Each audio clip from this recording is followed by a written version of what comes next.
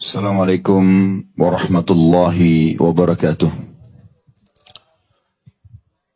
Alhamdulillah, kalimat suci, kalimat mulia yang insya Allah terucapkan juga dari lisan-lisan orang yang mensucikan diri, mendekatkan diri kepada Sang Pencipta Allah dengan penuh keyakinan dalam hati kalau kalimat ini adalah kalimat penghubung antara seorang hamba dengan Tuhannya, di mana Allah Subhanahu wa taala menjadikan kalimat ini sebagai kalimat berterima kasih atas keberadaan kita di muka bumi ini dan juga atas syariat yang telah ditetapkan oleh Sang Pencipta Allah sehingga kita punya panduan hidup.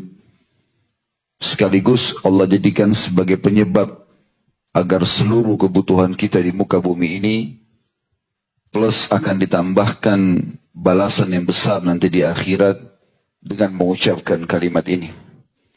Maka jadilah saudaraku seiman orang yang selalu membasahi lidah dan bibirnya dengan kalimat Alhamdulillah.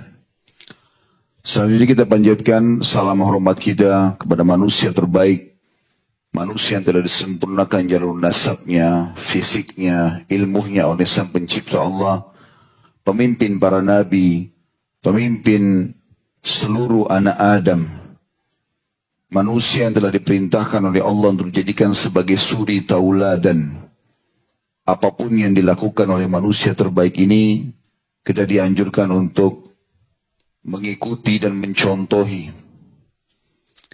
Mengucapkan salam hormat kepada manusia terbaik ini dijadikan ibadah oleh Sang Pencipta Allah dengan satu kali ucapan salam kepada beliau akan dibalas dengan 10 rahmat atau 10 kasih sayang, rezeki dari Allah.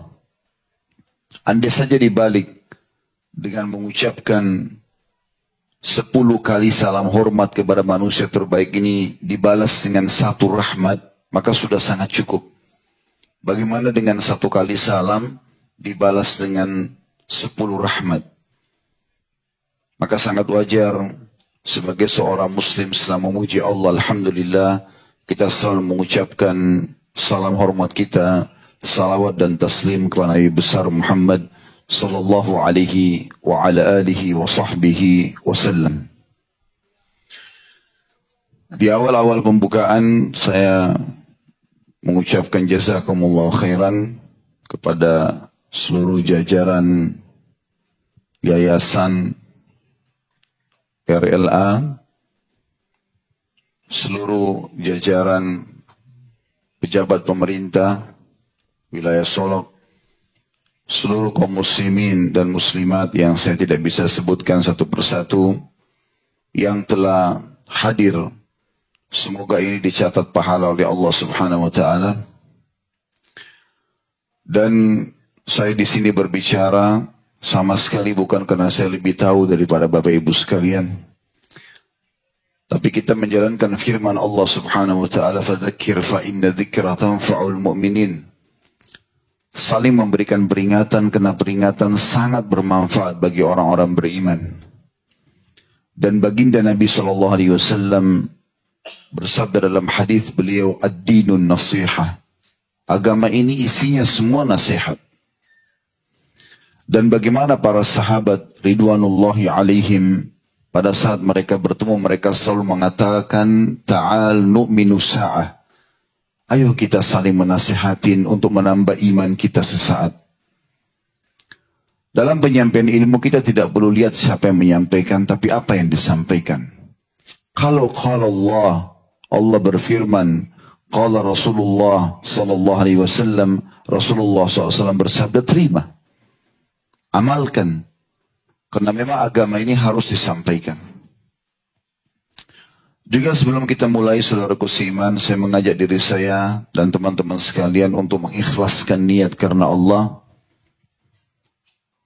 Kalau tadi yang datang di sini mungkin karena tidak enak, ada undangan, apakah atau diundang oleh atasannya, oleh tetangganya, oleh kerabatnya, atau mungkin karena kebetulan ada anaknya sekolah di sini, atau alasan apapun, maka diubah niatnya.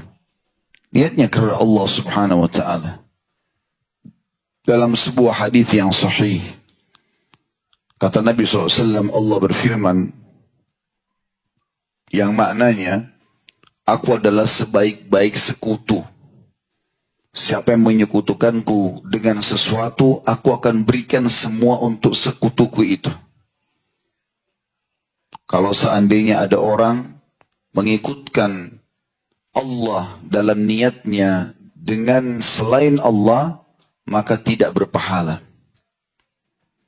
Sampai kata Nabi SAW dalam lanjutan hadis, jangan kalian, maka ikhlaskan niat kalian dan jangan kalian mengatakan ini untuk Allah dan ini untuk kerabatku.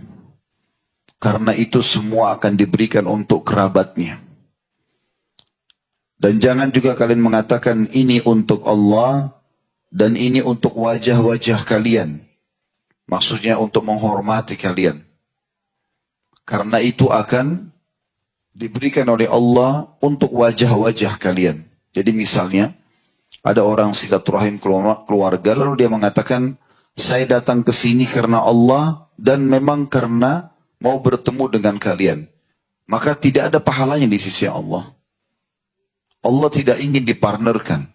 Sekali berbuat untuk Allah, Allah saja. Di dalam hadis yang lain, semua ini hadis sahih diriwayatkan atau disebutkan oleh Al-Mundhiri dalam kitab Targhib Tarhib beliau, dan disahihkan oleh Syekh Albani dalam Sahih Targhib Tarhib. Ada seorang sahabat berkata, ya Rasulullah, bagaimana pendapat Anda, apa yang didapatkan oleh seseorang yang berjihad, berperang karena Allah, dan juga untuk namanya harum, reputasinya. Kata Nabi SAW, tidak ada apa-apa. Dia tidak dapat apa-apa. Orang ini mengulangi sampai 3 kali. Artinya saya siap berperang, saya siap berjihad karena agama perintahkan, Allah perintahkan. Tapi juga saya mau supaya nama saya harum. Maka Nabi SAW menjawab setelah 3 kali mengatakan tidak ada. Beliau mengatakan sesungguhnya Allah tidak akan menerima amalan kecuali yang ikhlas berharap pahala dari dia. Jadi kita butuh keikhlasan teman-teman dalam amal kita. Dan ini memang amal yang luar biasa nih. Tulus. Kalau bahasa kita. Selalu kerjakan karena Allah. Seorang suami baik pada istrinya. Bukan karena istrinya tapi karena Allah yang perintahkan. Istri baik pada suaminya. Patuh juga karena Allah. Guru mengajar pada muridnya juga karena Allah. Murid ya menghormati gurunya juga karena Allah. Atasan, jajaran pemerintahan berbuat baik pada masyarakatnya karena Allah. Masyarakat patuh pada pemerintah bukan karena pemerintah, tapi karena Allah yang memerintahkan agar patuh. Semua itu nanti akan ada nilai pahala di sisi Allah subhanahu wa ta'ala. Pada kesempatan ini insya Allah kita akan bahas materi mungkin kalau dibaca secara umum, kita menganggap materinya, masalah penuntut ilmu. Seakan-akan sebagian orang menganggap ini bukan tema yang penting. Padahal teman-teman sekalian, dalam surah Az-Zariyat, Allah subhanahu wa ta'ala menyebutkan di ayat 56-nya, A'udzu billahi minasyaitonir rajim wa ma khalaqtul jinna wal insa illa liya'budun. Al-ayah yang artinya, aku tidak ciptakan jin dan manusia, kata Allah, kecuali untuk beribadah kepadaku. Jadi kalau Bapak Ibu bertanya pada diri sendiri, untuk apa saya ada lahir di muka bumi ini? Maka jawabannya untuk ibadah kepada Allah. Ada tujuan lain? Tidak ada tujuan lain. Memang cuma itu saja. Apa itu ibadah? Semua perkataan, perbuatan yang diperintahkan dicintai oleh Allah. Apa yang Allah halalkan, nikmati. Apa yang Allah perintahkan dari wajib dan sunnah, kerjakan. Apa yang Allah larang, makruh dan haram, jauhi. Itu tujuan kita. Lalu bagaimana caranya? Supaya kita bisa beribadah dengan benar, harus belajar. Harus menuntut ilmu. Makanya Nabi SAW mengatakan dalam hadits beliau yang sahih, talabul ilmi faridatun ala kulli muslim. Menuntut ilmu agama itu wajib bagi setiap muslim, bukan pilihan. Kalau materi-materi umum, itu sunnah selama dia tidak bertolak belakang dengan agama. Kalau materi-materi yang bertolak belakang dengan agama, maka haram hukumnya. Tapi kalau ilmu agama bukan pilihan. Bukan pilihan, memang kewajiban. Kita wajib tahu mana halal, mana haram, mana yang diperintahkan, mana yang dilarang untuk kita jadikan sebagai pegangan hidup kita. Kita akan masuk lebih dalam teman-teman sekalian merenungi beberapa dalil-dalil hadis-hadis mulia dari Nabi SAW tentang apa sih yang didapatkan bagi para penuntut ilmu. Yang pertama teman-teman sekalian, kalau Allah mudahkan Anda untuk belajar agama, apakah seperti anak-anak santri kita di sini melalui pesantren, atau teman-teman yang sudah dewasa mungkin, kemudian mereka punya kesempatan untuk hadir dalam majelis ilmu, atau mungkin mendengarkan dari medsos sekarang, online, maka berarti Allah menginginkan kebaikan buat Anda. Kalau ada kesempatan untuk mendengarkan qala Allah, qala Rasul, alaihi salatu wassalam, berarti Allah menginginkan kebaikan buat Anda. Allah pencipta langit dan bumi ini menginginkan agar Anda mengetahui apa yang sedang Allah inginkan, perintahkan dan larang. Sesuai dengan sabda Nabi SAW dari hadis Muawiyah radhiyallahu anhu, beliau berkata, dan hadis ini diriwayatkan Bukhari, Muslim, Ibnu Majah. Kata Rasulullah SAW, man yuridillahu bihi khairan yufaqqihu fid din.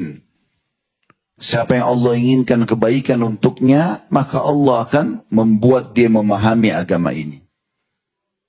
Jadi kalau ada yang bisa mendengarkan ilmu, maka berarti Allah inginkan kebaikan buat dia. Apakah ilmu itu belum diketahui sebelumnya kemudian dia belajar, atau misalnya Anda duduk di majelis ilmu seperti ini, Anda sudah tahu tapi Anda mengejar keutamaannya. Karena ilmu itu makin diulang-ulangin makin bermanfaat. Dan orang belajar ilmu agama ini teman-teman tidak akan mendatangkan kecuali kebaikan. Sampai kata Ali radhiyallahu anhu, ilmu itu akan menjagamu sementara harta kau sibuk menjaganya. Ilmu ini kalau kita pelajari dan makin dalam kita kuasai ilmu agama, maka kita makin terkontrol.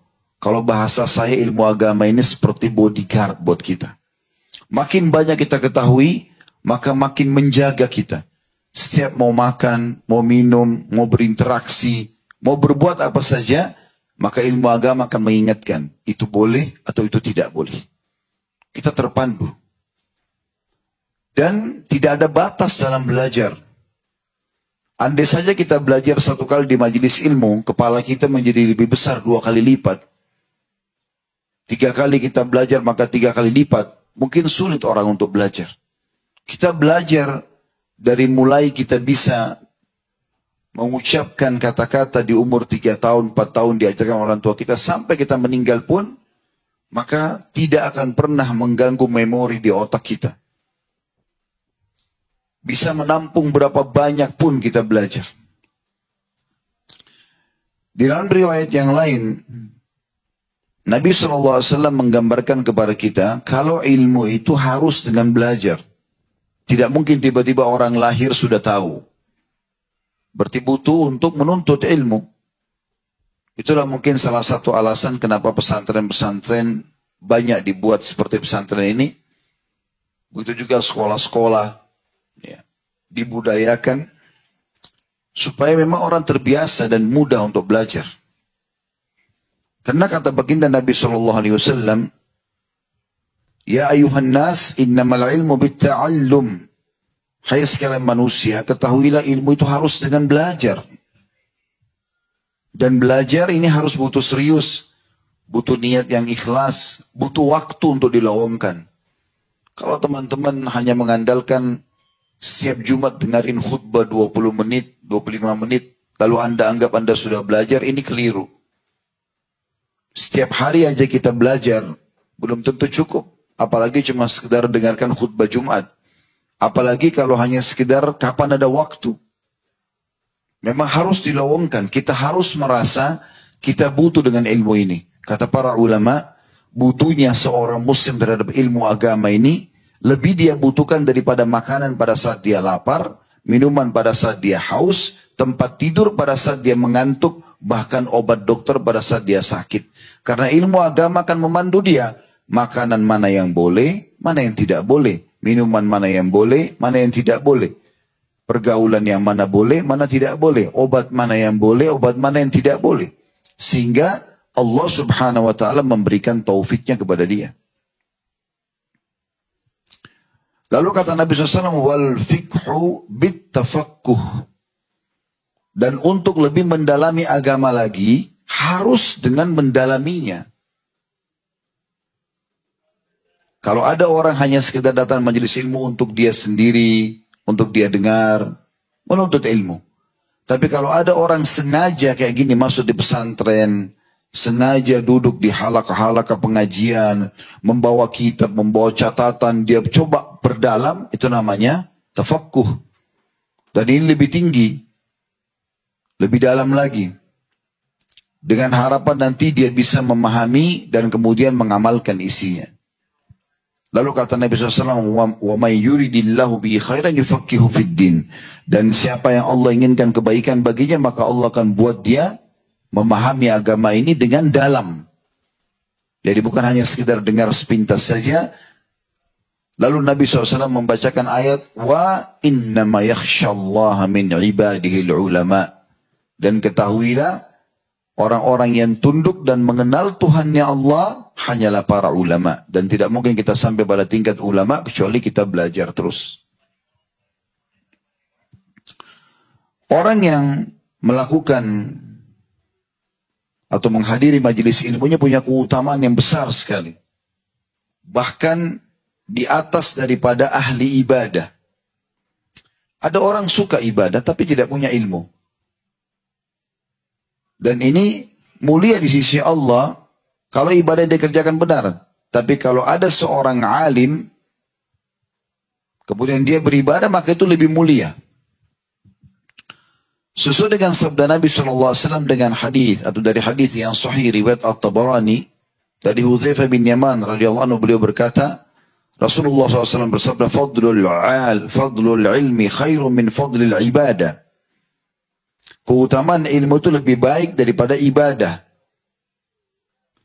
Dan di dalam hadis yang lain, baginda Nabi SAW sampaikan sebuah hadis. Ya, kalau setiap kali saya ulangi hadis ini, maka saya kadang-kadang ternyuh melihat bagaimana Nabi SAW sampaikan kedudukan ini sangat tinggi sekali. Yaitu sabda Nabi SAW dengan sanad hasan di ghairihi, disebutkan oleh Al-Mundri dalam kitab beliau, dan saya lagi baca dari kitab Sahih At-Targhib wa Tarhib. Dari Abu Umamah Al-Bahili radhiyallahu anhu, beliau berkata, dzukira li Rasulillah sallallahu alaihi wasallam rajulan. Disebutkan di sisi Nabi sallallahu alaihi wasallam tentang dua orang. Ahaduhuma 'abid wal akharu 'alim. Salah satunya ahli ibadah, yang satunya adalah seorang yang alim, punya ilmu agama. Faqala alaihi afdalus salatu wassalam, maka Nabi SAW bersabda, fadlul alimi ala al-abidi ka fadli ala adnakum. Kalimat ini harusnya menggetarkan hati kita, teman-teman. Ini luar biasa maknanya. Kata Nabi SAW, ketahuilah keutamaan orang yang alim karena belajar agama itu dibandingkan abid, orang suka ibadah tapi tidak punya ilmu agama, seperti keutamaanku dibandingkan orang yang paling rendah di antara kalian. Jadi bukan kata Nabi SAW orang yang terbaik di antara kalian dengan orang yang terendah di antara kalian, atau orang yang paling faham agama dengan orang yang tidak faham agama. Nabi mengatakan kafadli, seperti perbedaan antara aku ala adnakum dengan orang yang paling bodoh di antara kalian. Begitu luar biasa maknanya. Thumma qala Rasulullah sallallahu alaihi wasallam, dan Rasulullah SAW bersabda, Inna Allah wa malaikatahu wa ahlas samawati wal aradhin. Dan ketahuilah sungguhnya Allah dan seluruh malaikat-malaikatnya dan seluruh penghuni langit dan bumi. Allah lebih tahu siapa saja mereka. hatta namlata fi juhriha, sampai semut-semut yang ada dalam lubang mereka, wa hatta al-huta, sampai ikan yang ada di lautan, la yusalluna ala muallimin nasil khair, akan mengucapkan atau bersalawat kepada orang yang mengajarkan kebaikan kepada manusia. Kalau Allah memberikan dia rahmatnya, memenuhi kebutuhannya, memaafkan kesalahannya, meninggikan derajatnya. Kalau malaikat dan semua yang lain, penghuni langit dan bumi, sampai tadi semut dan ikan-ikan di laut, memohon kepada Allah agar diberikan rahmat kepada orang tersebut. Siapa dia? Muallimun nasil khair. Orang yang mengajarkan orang kebaikan. Dan kebaikan maksudnya adalah agama. Kita jadi tahu dari orang tersebut mana halal, mana haram, mana yang diperintahkan, mana yang dilarang. Hadits ini teman-teman luar biasa. Ya. Bagaimana seseorang harus merenungi hadits seperti ini agar dia faham sangat tinggi kedudukannya para penuntut ilmu. Seperti kedudukan Nabi SAW dibandingkan orang yang paling bodoh di antara kita. Di dalam hadis yang lain, Nabi SAW menggambarkan bahwasanya orang yang dimudahkan untuk belajar ilmu agama ini, kayak misalnya anak-anda atau anak-anak kita di sini yang sedang sekolah di pesantren, Allah gerakkan orang tuanya dan juga hati anak-anak ini mau belajar. Orang tuanya mau mengizinkan anak yang masuk pesantren. Kemudian juga anak-anak ini mau sekolah. Atau anda yang tidak di pesantren di luar sana, di lembaga anda adakan pengajian, anda mau belajar agama, berarti anda sudah memudahkan buat diri anda sendiri menuju ke surga Allah. Karena masuk ke dalam surga harus dengan mengamalkan dan mematuhi perintah Allah dan meninggalkan larangannya. Sesuai dengan sabda Nabi SAW, dan hadits ini sahih diriwayatkan Abu Dawud, Tirmidzi, dan Ibn Hibban, juga Al-Baihaqi. Dari Abu Darda radhiyallahu anhu bahwasanya Rasulullah SAW bersabda, "Man salaka tariqan yaltamisu fihi ilman sahalallahu lahu tariqan ilal jannah." Siapa yang meniti jalan menuntut ilmu agama ini, Allah mudahkan dia untuk itu, maka Allah akan mudahkan dia menuju ke surga. Karena dia akan sibukkan waktunya dengan ilmu yang sudah dia dapatkan. Makan, minum, tidur, semua dari bangun tidur sampai tidur lagi, semuanya sesuai dengan agama.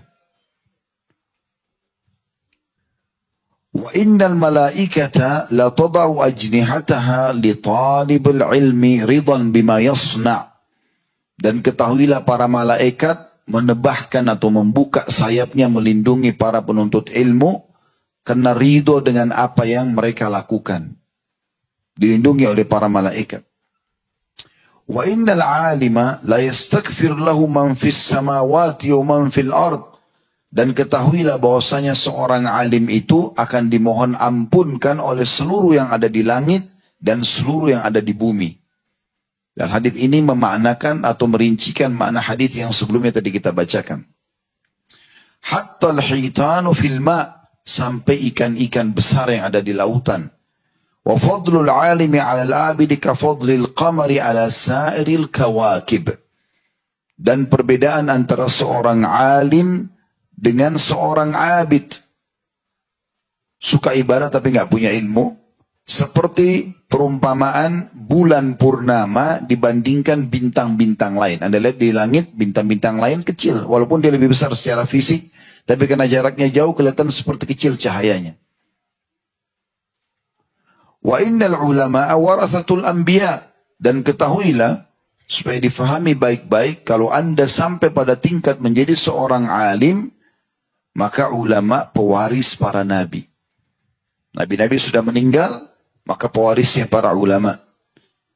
Innal anbiya'a lam yurithu dinaran wala dirhama. Dan ketahui para nabi tidak pernah mewariskan dinar dan dirham. Kita tahu Nabi SAW meninggal tidak meninggalkan harta. Wa innama warrathul ilma faman akhadahu akhadha bihadhin wafir. Tapi para nabi mewariskan ilmu dan siapa yang mengambil ilmu tersebut maka dia telah mendapatkan bagian terbaik dalam hidupnya. Di muka bumi ini teman-teman sekalian, jalan hanya dua. Tidak ada jalan yang ketiga. Dan Anda harus tentukan jalan Anda itu. Satu jalan yang benar, penuh keberkahan dan keselamatan, dan satu jalan kecelakaan. Enggak ada jalan yang ketiga. Jalan yang benar, jalannya Allah, Sang Pencipta, yang kita selalu ucapkan, La ilaha illallah, la ma'buda bihaqqin illallah. Tidak ada Tuhan, pencipta, pemilik, penguasa di langit dan di bumi, kecuali Allah yang berhak disembah. Dan Allah menyampaikan apa yang dia inginkan. Juru bicaranya Allah adalah para nabi-nabi. Yang melanjutkan apa yang disampaikan para nabi setelah mereka meninggal, para ulama dan para da'i. Anda kalau ke jalan para da'i, para ulama, maka Anda dipandu ke jalan para nabi-nabi dan menuju ke jalan Allah, ujung-ujungnya surga. Ini jalan keselamatan. Jalan yang kedua, jalan sesat. Tidak ada jalan yang ketiga, yaitu jalannya iblis. Allah sudah katakan dalam Al-Quran, Innahu aduun lakum fattakhidhu adu'a. Dia adalah musuh kalian, jadikan musuh yang nyata buat kalian. Iblis sudah kita tahu ceritanya dalam surah Al-Baqarah, beberapa ayat-ayat lain, bagaimana dia pungkir untuk sujud kepada Nabi Adam atas perintah Allah, bukan karena Nabi Adamnya, tapi karena Allah yang perintahkan.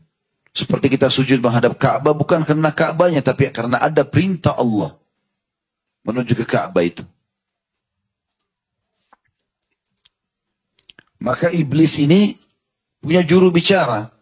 Siapa mereka? Dukun, peramal, penyamun, penyihir, ahli maksiat. Anda bergaul sama mereka, dipandu ke jalan iblis, ujungnya neraka. Tidak ada jalan yang ketiga. Dan saran kami teman-teman sekalian, kalau mau menjadi seorang muslim, orang yang beriman kepada Allah, jangan setengah-setengah. Banyak orang di negara kita ini masih warna-warni.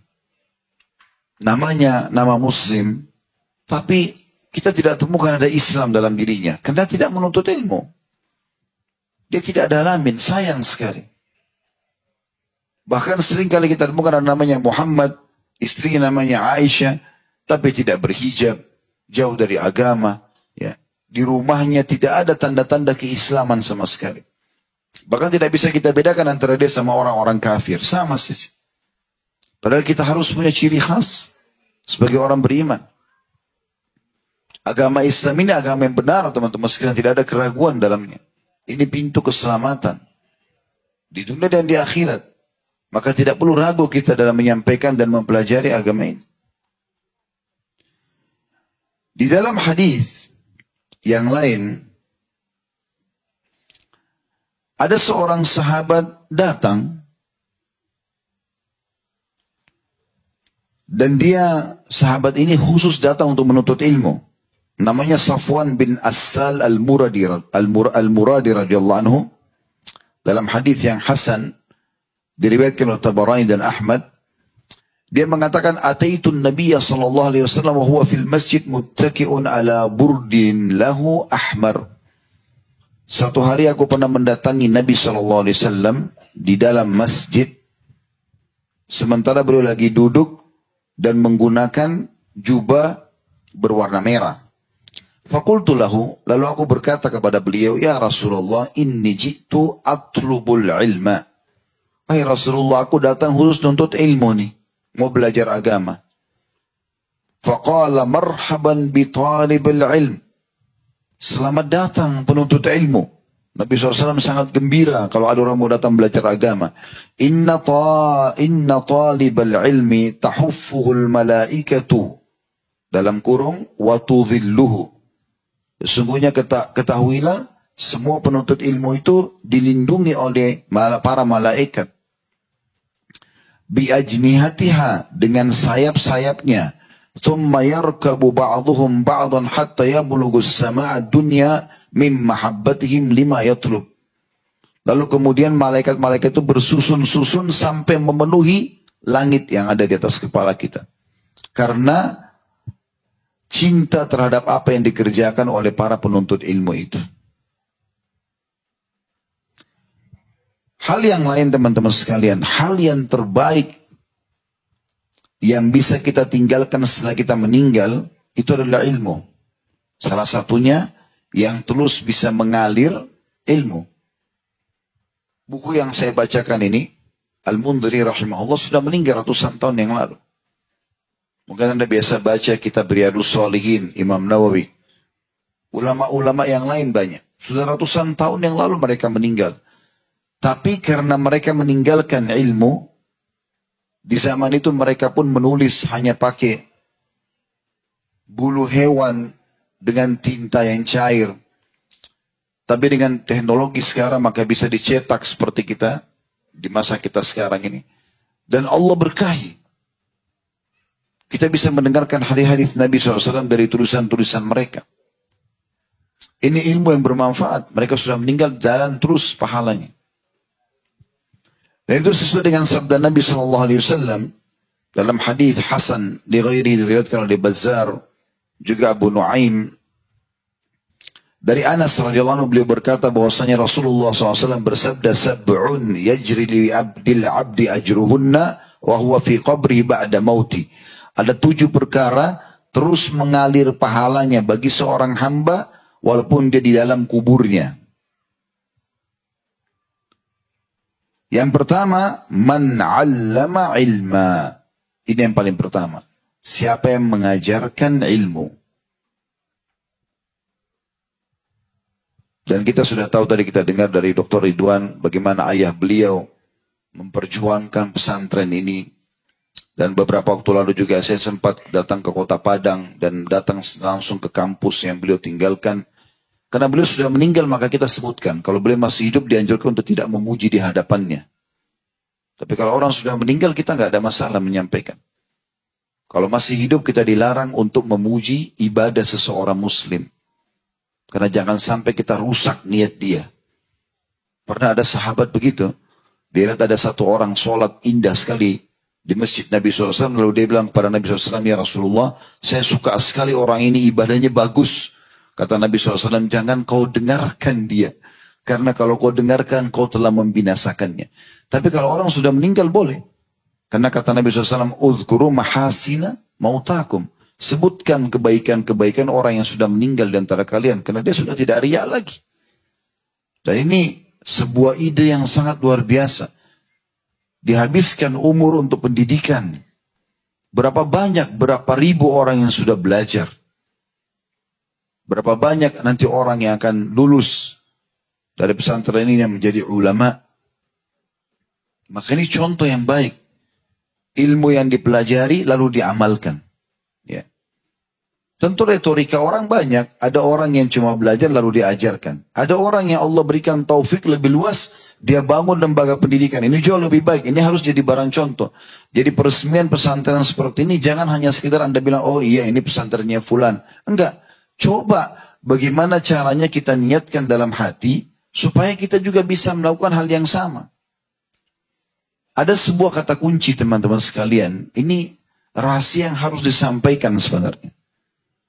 Kita bisa menjangkau derajat orang-orang yang telah mendahului kita dari ibadah, dari keimanan. Kalau kita nggak mampu kerjakan seperti mereka ya. Di saat kita tidak mampu karena tidak punya kemampuan. Tapi kita bisa jangkau mereka dengan niat kita. Kita bisa jangkau dengan niat kita. Kata Nabi SAW, dunia ini ada 4 orang. Yang pertama yang Allah karunia ilmu dan harta. Lalu dia menghabiskan keduanya di jalan Allah. Dia sudah kaya, dia pintar agama. Lalu dia mengajarkan ilmunya dan dia bersedekah.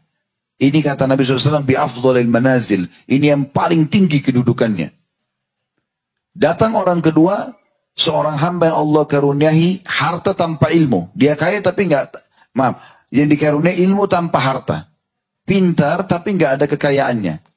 Kata Nabi SAW, lalu dia berkata, "Kalau seandainya ya Allah engkau berikan aku seperti engkau berikan kepada orang ini, dan dia shadiqun niyah, dia tulus ikhlas memang mengucapkan itu, fahuma fi ajri sawa, maka mereka sama pahalanya." Mungkin kita tidak mampu mengikuti Pak Herman rahimahullah harus punya tanah seluas ini, punya bangunan semewah ini misalnya. Mungkin orang tidak mampu, tidak semua orang mampu. Tapi Anda masih bisa menjangkau derajat itu dengan niat yang tulus Anda. Anda mengatakan kalau seandainya, ya Allah engkau berikan aku seperti engkau berikan kepada orang ini, maka aku akan buat yang sama. Nabi SAW menjamin, maka mereka sama pahalanya. Kalau di musim haji sering lihat ada mobil-mobil bus jemaah haji pergi, berangkat. Jangan cuma bilang, oh jemaah haji ya. Di saat itu mungkin Anda tidak punya kemampuan secara finansial. Atau mungkin Anda belum punya kelowongan waktu. Karena terikat dengan akad kerja misalnya. Belum bisa. Tapi Anda tulus antara Anda sama Allah. Jangan dengarkan orang lain. Ya Allah, kalau engkau berikan aku kesempatan seperti dia, aku akan buat yang sama. Dan memang Anda jujur. Kalau Allah berikan kesempatan, Anda akan lakukan. Maka Anda akan sama pahalanya. Ini yang kita ambil pelajaran. Ini yang kita ambil pelajarannya. Ya. Lalu kata Nabi SAW dari 7 itu yang kedua setelah ilmu disebarkan. Au kara nahran. Atau dia menggali sungai. Au hafara bi'ran. Atau dia menggali sumur. Bermanfaat bagi orang. Digratisin. Au garasa nakhlan. Atau dia menanam pohon kurma. Riwayat lain dia menanam pohon. Au bana masjidan. Atau dia membangun masjid. Au warratha mushafan. Atau dia mewariskan Quran. Dibagi-bagiin ke orang baca, ditaruh di masjid, ditaruh di pesantren, ditaruh di tempat-tempat tahfidz. Au taraka waladan yastaghfir lahu ba'da mauti. Atau dia meninggalkan anak yang memohon ampun untuknya setelah ia meninggal. Dan bagaimana caranya kita bisa membuat anak kita pada saat kita meninggal dia memohon ampun buat kita? Tidak ada solusi lain kecuali dia harus faham agama. Kalau dia faham agama dia akan lakukan itu. Kalau tidak, tidak mungkin. Ya. Ada sebuah sikap yang menarik sekali. Atau ada hadis yang lainnya mirip dengan ini, saya sebutkan dulu. Hadis Hasan diriwayatkan oleh Ibnu Majah, dan ini dari sahabat Abu Hurairah radhiyallahu anhu. Beliau berkata, Rasulullah SAW bersabda, Inna mimma yalhaqul mu'mina min amalihi wa hasanati ba'da mautihi. Sesungguhnya termasuk yang akan menyusul seorang mukmin dari amal-amal solehnya dan pahala-pahalanya setelah matinya adalah ilman 'allamahu wa nasyarah. Ilmu yang dia belajar dan dia ajarkan kemudian disebarluaskan. Jadi kalau sudah belajar ilmu, ya sudah tahu, ajarkan kepada orang. Wa waladan salihan tarakahu, atau anak saleh yang dia tinggalkan. Wa mushafan warathahu, atau Quran yang dia wariskan. Au masjidan banah, atau masjid yang dia bangun. Au baitan libni sabilin banah, atau rumah singgahan untuk orang yang terputus jalan, orang yang musafir, diberikan tempat penginapan gratis. Au nahran ajrah, atau sungai yang dia alirkan sehingga bermanfaat bagi orang-orang.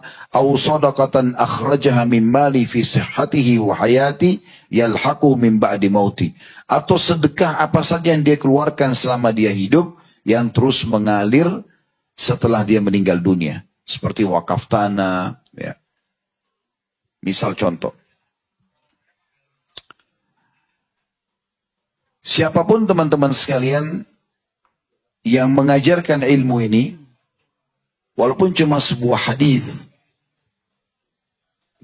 walaupun ibadah sunnah, maka akan menjadi amal buat dia. Ajarkan kepada orang. Ini kata beri gembira buat para guru-guru yang mengajar seperti pesantren ini.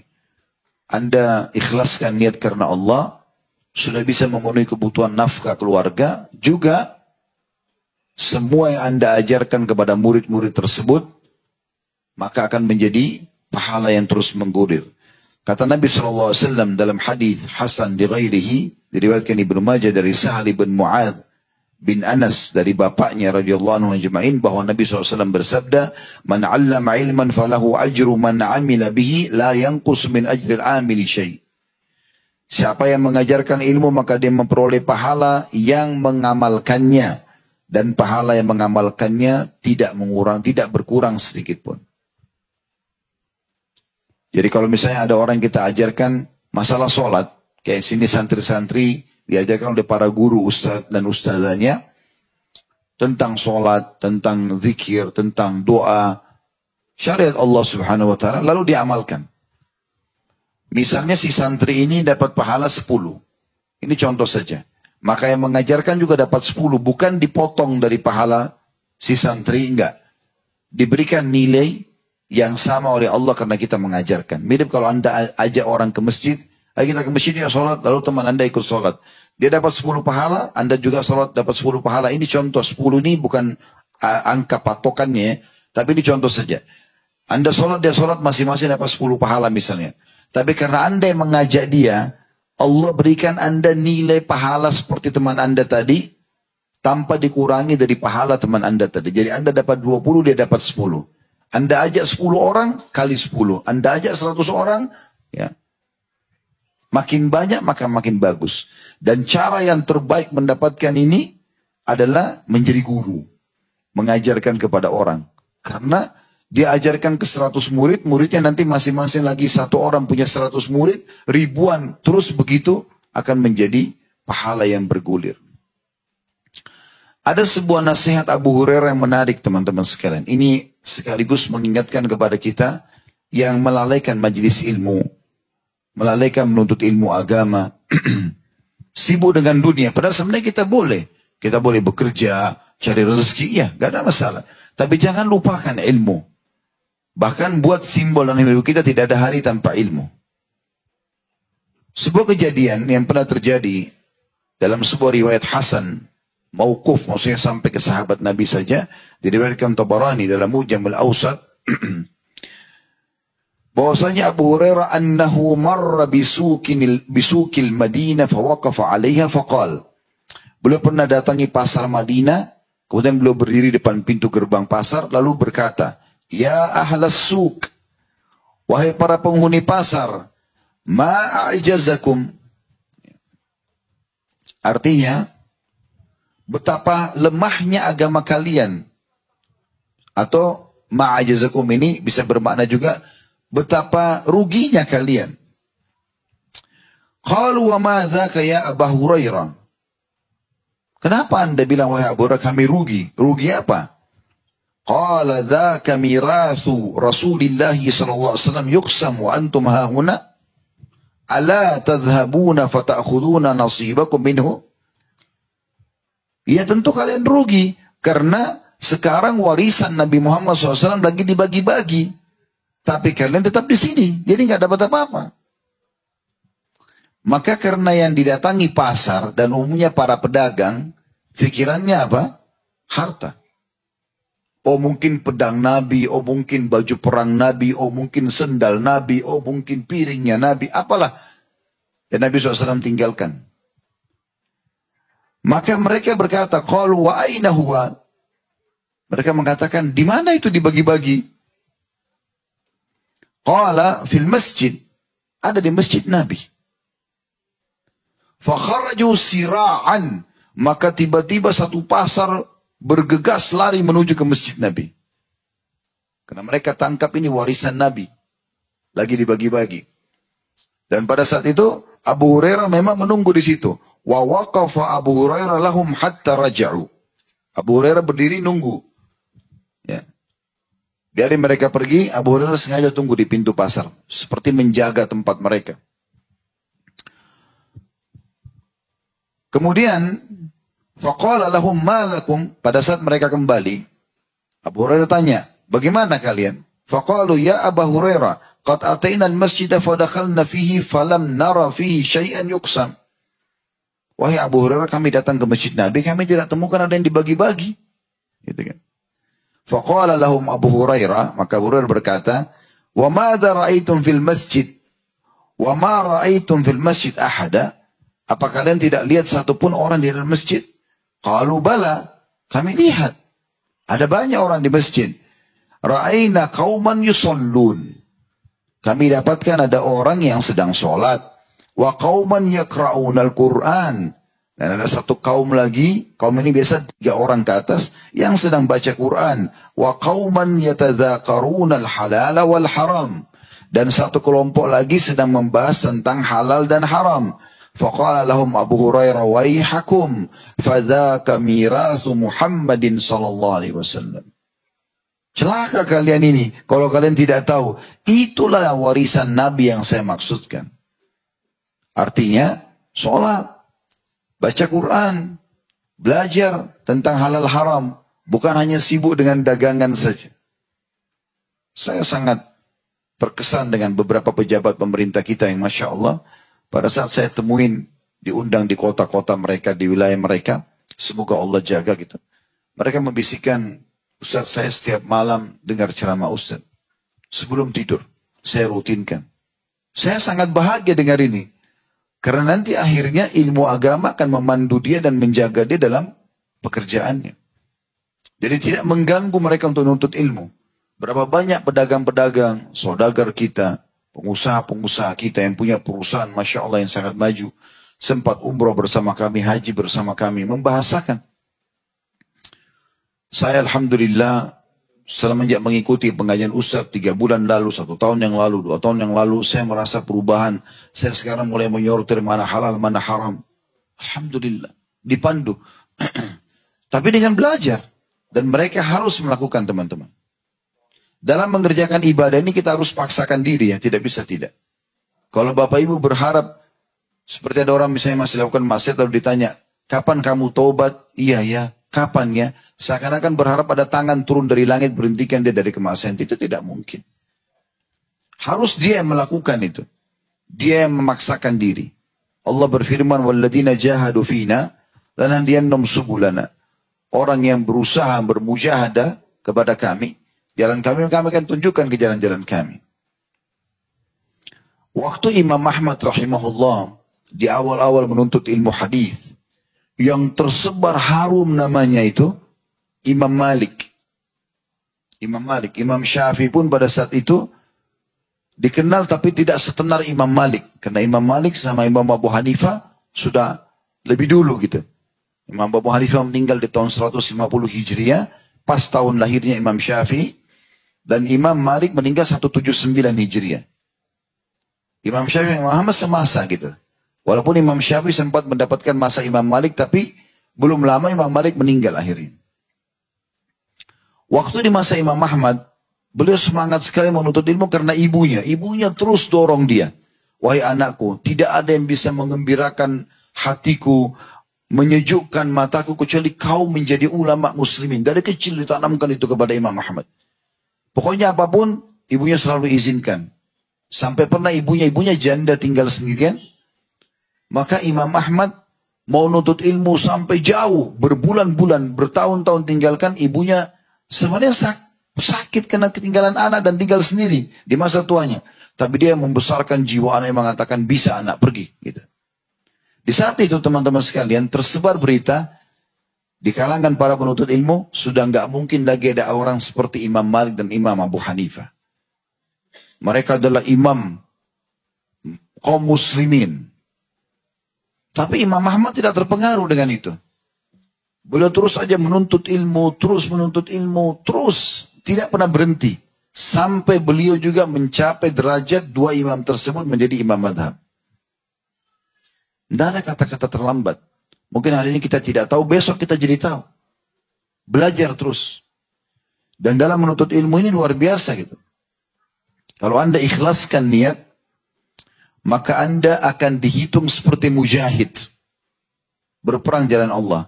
Dalam sebuah hadis yang sahih. Hadis ini diriwayatkan oleh Ibnu Majah dan Al-Baihaqi. Diriwayatkan juga atau disampaikan oleh sahabat Abu Hurairah radhiyallahu anhu bahwasanya beliau mengatakan, aku mendengarkan Rasulullah SAW bersabda, man jaa masjidi hadza lam ya'ti illa li khairi yata'allamuhu aw yu'allimuhu fahuwa bimanzilatil mujahidin fi sabilillah.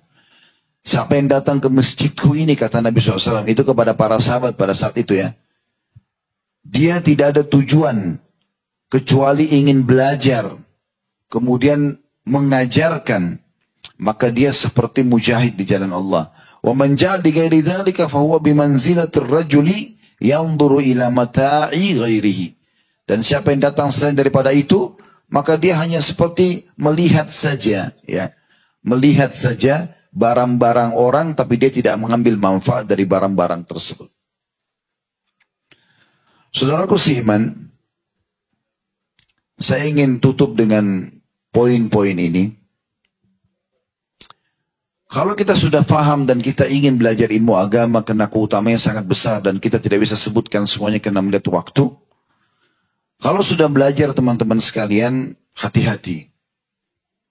Niat belajar untuk keperluan kita, supaya kita tahu hukum Allah, dan juga supaya kita ajarkan dengan ikhlas. Jangan pernah mencari ketenaran. Jangan pernah niat untuk menyaingi para ulama. Itu dilarang dalam Islam. Kata Nabi Muhammad SAW dalam hadis yang sahih riwayat Abu Daud dan Ibnu Majah, "Man ta'allama ilman mimma yubtaga bihi wajhullah ta'ala la yata'allamu illa liyusiba bihi aradan min ad-dunya lam yajid arafal jannati yawmal qiyamah ya'ni rihaha." Siapa yang belajar ilmu agama yang semestinya dicari karena wajah Allah, tetapi dia tidak mempelajarinya kecuali untuk mendapatkan manfaat dunia, supaya dapat ijazah saja, supaya jadi guru, supaya bisa hidup. Bukan sebenarnya untuk mendapatkan keridhaan Allah Subhanahu wa taala, maka dia tidak akan dapat mencium wanginya surga. Ya. Di dalam hadis yang lain, dan hadis ini cukup panjang, tapi saya ringkaskan karena ada 3 golongan yang disebutkan dalam hadis ini. Di antara 3 golongan ini adalah yang orang pertama dihisab di hari kiamat. Salah satu dari 3 ini adalah rajulun ta'allama al-ilma wa 'allamah. Di tengah hari kiamat nanti ada orang yang menuntut ilmu dan dia mengajarkan, sibuk menjadi dai, menjadi guru. Wa qara'a al-Qur'an, sibuk membaca Al-Qur'an. Fa'utiya bihi fa'arrafahu ni'amahu fa'arafaha. Lalu Allah perlihatkan dia, masa dia kecil masuk di pesantren, mulai dia hafal hadis, 1 hadis, 2 hadis, 1 ayat, 2 ayat, mulai dia belajar, kemudian mulailah dia meningkat pengetahuannya, lalu mulai dia mengajar ke orang lain, Allah lihatkan semua. Dan dia tahu itu, maka Allah bertanya, "Fama amilta fiha?"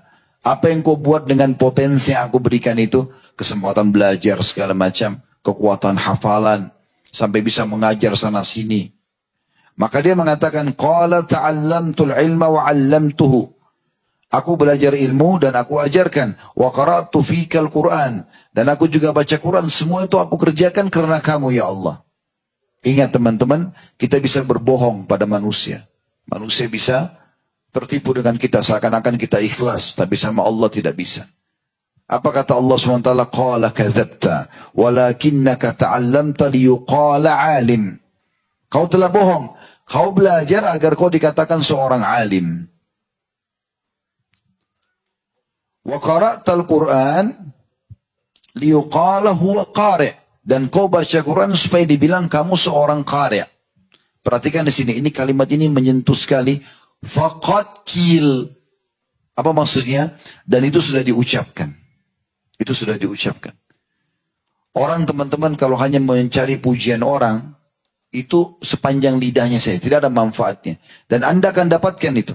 Kalau cuma cari supaya dipuji orang, Anda akan dapatkan. Oh pintar ya, oh alim ya, oh retorikanya bagus ya, oh banyak jemaahnya ya, oh ini. Itu Anda akan dapatkan, tapi tidak akan dapat apa-apa di sisi Allah. Kalau itu tujuannya. Makanya banyak orang teman-teman, berapa banyak dai, tapi berapa banyak yang punya efek. Karena ini punya harus berhubungan dengan masalah keikhlasannya. Makin dia ikhlas, makin besar efeknya. Thumma umira bihi fasuhiba ala wajhi hatta ulqiya finnar. Lalu diperintahkan oleh Allah kepada para malaikat untuk menyeret wajahnya dan dilempar ke dalam api neraka. Di dalam hadis ini, hadis diriwayatkan oleh Imam Muslim.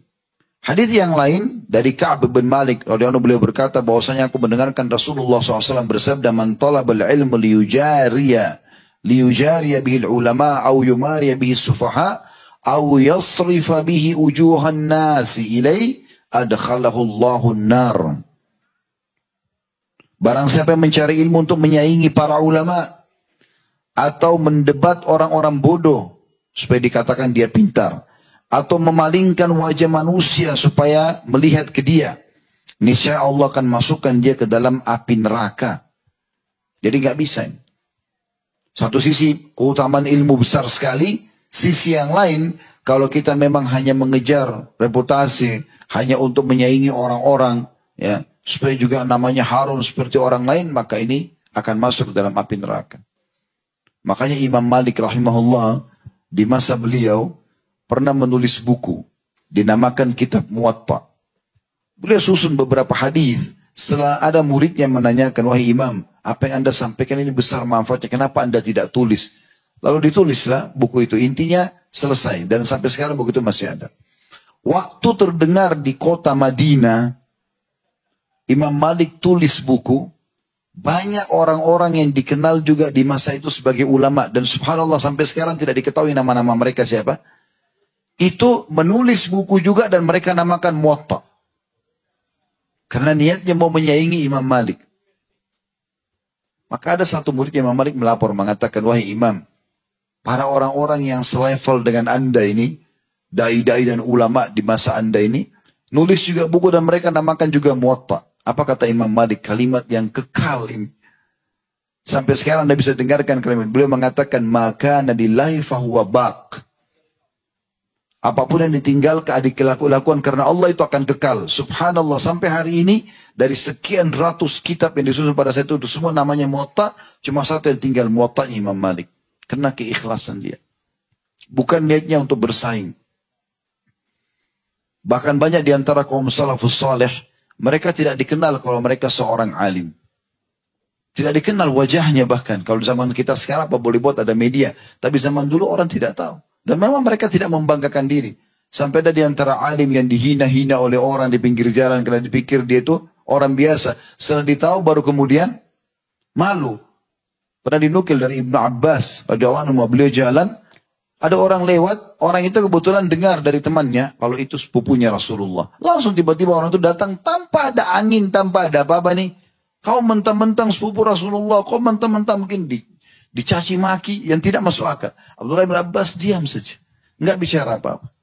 Sampai orang itu selesai. Dan ini sebuah teori yang sangat luar biasa. Kalau ada yang mengajak Anda bertengkar, tidak usah dilayani. Ini akan habis kata-katanya. Kapan dia terus terjadi pertengkaran tersebut kalau kita layani gitu. Maka beliau diam saja. Sampai orang itu selesai. Ibnu Abbas lihat ke arah dia lalu mengatakan, apa kau sudah selesai? Dia bilang iya. Kata Ibnu Abbas radhiyallahu anhu, ya, ini ada jubah saya baru beli. Saya akan hadiahkan kepada kamu, dikasih. Lalu dia bilang sama salah satu muridnya, berikan uang-uang kepada orang ini dan sampaikan alamat kita. Kalau dia butuh apa-apa silakan suruh dia datang. Akhirnya orang itu malu menjadi murid dia. Orang kalau makin tinggi bobot ilmunya, makin ikhlas, dia tidak akan terpengaruh dengan emosionalnya. Dia akan berjalan dengan tahu ini semua pahala. Karena semua pun teman-teman yang terjadi, apapun orang sengaja mencaci maki kita atau itu semua dengan hikmah Allah terjadi. Bisa Allah jadikan sebagai pembersih dosa-dosa kita atau sebaliknya. Ya, Allah memang mencatatkan sebagai pahala buat kita. Kita tutup teman-teman sekalian dengan hadis Nabi alaihi salatu wassalam. Dan ini hadis sahih di ghairihi. Hadis ini diriwayatkan oleh Imam Ahmad Al-Bazzar dari Abu Umamah radhiyallahu anhu, beliau berkata, aku mendengarkan Rasulullah SAW bersabda, arba'un tajri alaihim ujuruhum ba'dal maut. Ada 3 orang yang terus mengalir pahalanya setelah meninggal. Yang pertama, rajulun mata murabitan fi sabilillah. Yang pertama adalah orang yang mati dalam kondisi dia berjaga di perbatasan antara muslimin sama orang-orang non-muslim. Kalau dia meninggal, ya, maka pahalanya terus jalan. Apa yang dia kerjakan selama dia hidup, Allah tetap tidak mengudirkan pahalanya. Sholatnya, puasanya, dan seterusnya. Yang kedua, warajulun allama ilman, fa'ajruhu yajri alaihi ma'umila bihi. Seseorang yang mengajarkan ilmu, kemudian pahalanya akan terus bergulir selama ilmu itu diamalkan. Ini saksi bahasan kita. Yang ketiga, wa rajulun ajra shadaqatan fa ajruha lahu ma jarat. Yang ketiga, orang yang bersedekah yang akhirnya bermanfaat terus sedekah itu seperti wakaf tanah, pesantren, masjid dan segala macam yang terus digunakan dan pahalanya berjalan buat dia. Yang terakhir, yang ketiga, yang keempat, wa rajulun taraka waladan shalihan yad'u lah. Seseorang meninggalkan anak yang saleh yang terus mendoakan dia. Dan ini tidak mungkin kecuali dengan ilmu, dengan belajar, ya, dengan belajar. Juga saya ingin tambahkan teman-teman sekalian, kalau belajar ilmu selain ikhlas, ini sebagai penutup insyaAllah, jauhi kemaksiatan kepada Allah subhanahu wa ta'ala. Karena tidak bisa bertemu antara dua hal ini. Kapan Anda buka pintu kemaksiatan kepada Allah, dosa-dosa, maka ini bisa mengganggu. Tidak bisa ketemu seperti minyak sama air. Yang masyhur adalah kisah Imam Syafi'i rahimahullah. Ini rumah Imam Syafi'i, kita ibaratkan begitu, ini cuma ibarat saja. Ini rumah gurunya bernama Imam Waqi'. Setiap hari Imam Syafi'i selalu datang jalan dari rumahnya ke rumah Imam Waqi'. Di antaranya ada pasar. Dia pergi ke rumah Imam Waqi', setiap kali dikasih tugas sama Imam Waqi' untuk hafal, Imam Syafi'i selalu lupa. Maka beliau ceritakan, tapi dalam bentuk syair. Beliau mengatakan, syaqautu ila Waqi'i su'a hifdhi. Aku mengeluhkan kepada guruku Waqi' tentang buruknya hafalanku. Karena setiap dikasih hafalan selalu lupa. Fa'arsyadani ila tarkil ma'asi. Maka aku diperintahkan oleh Imam Waqi', guruku, untuk meninggalkan dosa. Wa akhbarani bi'anna ilma nurun. Dan memberitahukan kepadaku bahwasanya ilmu itu adalah cahaya, wa nurullahi la yu'ta di'asi. Dan cahaya Allah tidak akan diberikan kepada ahli maksiat. Sekecil apapun dosa sudah cukup membuat hafalan kita berkurang. Ya, ilmu itu kita bisa lupa. Kita jadi malas mengamalkan sedikit pun dosa itu. Imam Syafi'i rahimahullah mengubah posisi jalan. Beliau terus muhasabah, ini ada masalah apa nih? Ternyata karena dia jalan dari depan pasar ini, di pasarnya ada transaksi ribawi, ada segala macam. Lewat itu aja sudah mengganggu dia. Akhirnya beliau ubah, lewat dari belakang pasar. Kata Imam Syafi'i, setelah saya amalkan wasiatnya Imam Waqi', maka kalau saya sedang baca kitab, buku, saya tutup sebelahnya. Karena kalau saya buka, saya langsung hafal semua. Tidak bisa ketemu ilmu agama ini dengan maksiat. Mungkin di sini di pesantren, para santri dan santriwati tahu dipisahkan misalnya.